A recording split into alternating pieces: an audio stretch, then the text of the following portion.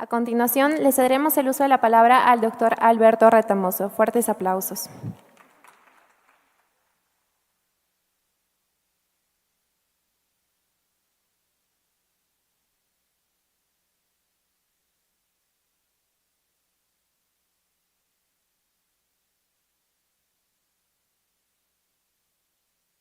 Buenas tardes, un gusto estar acá en Arequipa y en esta universidad. Saludo a todos los presentes, un agradecimiento a la Universidad Católica Santa María y otro más para la Asociación Peruana de Derecho Administrativo por la invitación a participar en este evento. Voy a exponer un tema que es más que nada una reflexión desde haciendo un poco de sociología jurídica del derecho administrativo. La ponencia, como está ahí, habla de la eficacia del Sistema Nacional de Control ante las nuevas amenazas. Ahí la tenemos, ¿no? Hace algunos años, en Colombia, Pablo Escobar trazó una ruta para la delincuencia común, que era la de obtener poder político para así legalizar y legitimar su actuar delictivo. Lo que sucedió en 1982, cuando el capo de la droga accedió como congresista al Congreso de la República de Colombia, decisión después de la cual el narcotráfico y los narcotraficantes adquirieron carta de ciudadanía, ya que los últimos se convirtieron en dicho país no solo en congresistas, sino también en alcaldes y otras autoridades públicas. Trámite que se aplicó a otros países de América Latina. En todos los casos, no solo se afectó y puso en cuestión la institucionalidad estatal y viabilidad del país, sino que la violencia se volvió parte de la vida cotidiana y la muerte de los sanos moralmente devino rutinaria. En el Perú, por aquellos años, Sendero Luminoso también ponía en jaque al Estado peruano, pero desde una ideología fanática y actuar terrorista, a lo que se agregaba una organización vertical y compartimentalizada, la que luego la delincuencia común asumiría en un proceso que podría definirse como la senderización de un ámbito específico de la sociedad. Tanto el Estado colombiano como el peruano fueron asediados por fuerzas de nuevo tipo, el narcotráfico y el terrorismo, las que formaban parte de las nuevas amenazas. No se trataba de un conflicto convencional, sino que uno que se planteaba desde el frente interno, que ponía en cuestión la viabilidad de ambos ordenamientos estatales, el colombiano y el peruano, siendo en ambos casos derrotados militarmente. En el caso de Colombia, con la muerte de Pablo Escobar, y en el de Perú, con la captura de Abimael Guzmán y su cúpula.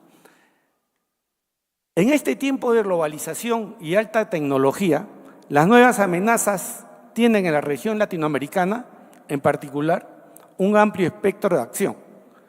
Pero, ¿qué es o qué son las nuevas amenazas? Recurrimos a una definición del Centro de Altos Estudios Nacionales, antes CAEN, Centro de Altos Estudios Militares, donde establece que son hechos o situaciones que ponen en riesgo o peligro la integridad física de una persona, de un grupo social o al país entero, o de los recursos, patrimonio, heredad histórica, etc. Las nuevas amenazas están constituidas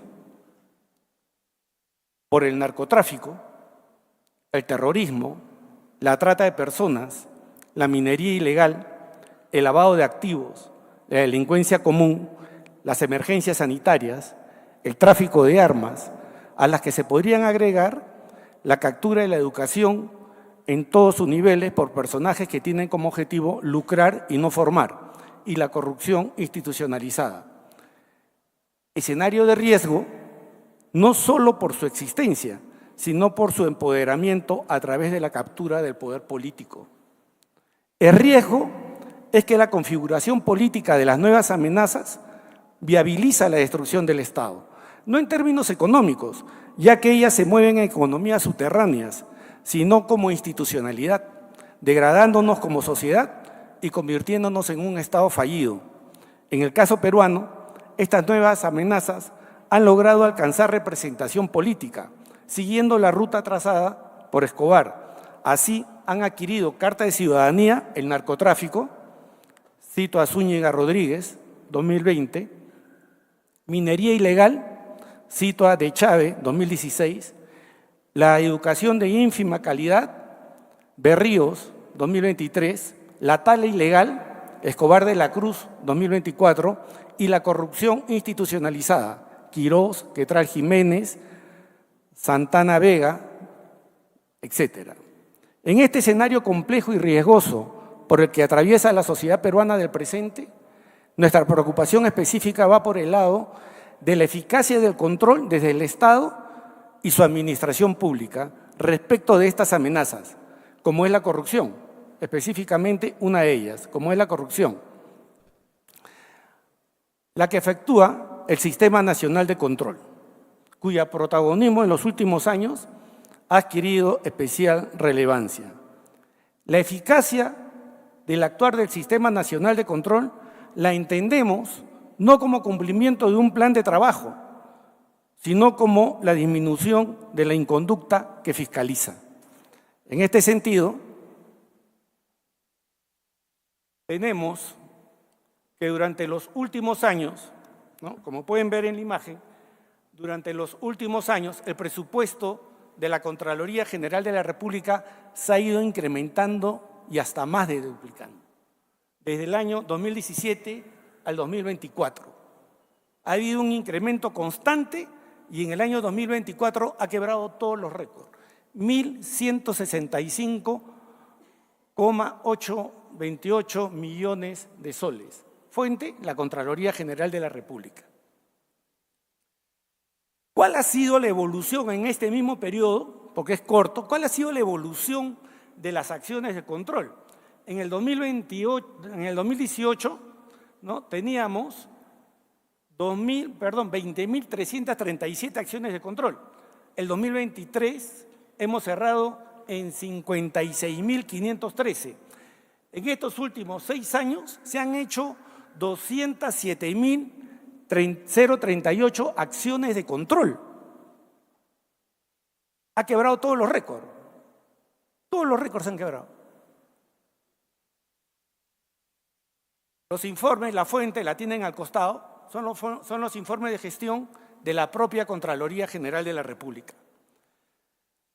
Las consecuencias, denuncias penales, en el año 2018 no se hacía referencia, no se discriminaba, en el 2019 755 denuncias en la vía penal y demandas civiles 163. Pasamos al 2023, 40.030 denuncias en la vía penal y 3.394 demandas. ¿Cuál es el perjuicio económico que siempre ha anunciado el señor Contralor? ¿No? En el 2019 se hablaba de 792 millones de soles y en el año 2023 el perjuicio económico de este accionar es de 3.832 millones de soles. Ese es el informe de la propia Contraloría. ¿Qué es lo que sucede? Que este actuar, ¿no?, efectivamente reporta a un cumplimiento del plan de trabajo, pero necesitamos solamente el cumplimiento del plan de trabajo y ahí viene el problema que estamos planteando en esta exposición. Miren, en los lineamientos de política institucional había hace algunos años, en el 2022, un rubro que decía, como actividad, la actividad de la Contraloría contribuirá a la reducción de la inconducta funcional y la corrupción de las entidades públicas. Eso se cambió. Hoy en día dice el enfoque de control integral con énfasis preventivo. Con énfasis preventivo. Lo cierto es que de acuerdo a los informes, ¿no?, de acuerdo a los informes del Sistema Nacional de Control, la corrupción no ha disminuido, no ha disminuido por ningún lado y esta nueva amenaza se consolida cada vez más. Si se ha invertido tanto dinero en el Sistema Nacional de Control, en el fortalecimiento del Sistema Nacional de Control, lo que deberíamos tener de vuelta es la disminución de los actos de corrupción. Pero curiosamente lo que tenemos es el incremento, quizás porque no se detectaban antes, pero de igual forma debería haber una atenuación. Eso es lo que no está sucediendo. Y eso tiene que ver con la eficacia. A las administraciones públicas no solamente se les puede pedir cumplimiento, porque si no nos movemos en el mundo de las formas. Lo que le tenemos que pedir es eficacia en su accionar. A la Contraloría General de la República con mayor énfasis, porque es la entidad pública encargada no solo del control de la legalidad y de aplicar las 3 formas de control, previo, concurrente y posterior, sino también por la ingente transferencia de recursos. Esperamos no estar en el escenario de que cambiemos todo para no cambiar, ¿no? Y que las cosas sigan igual. Muchas gracias.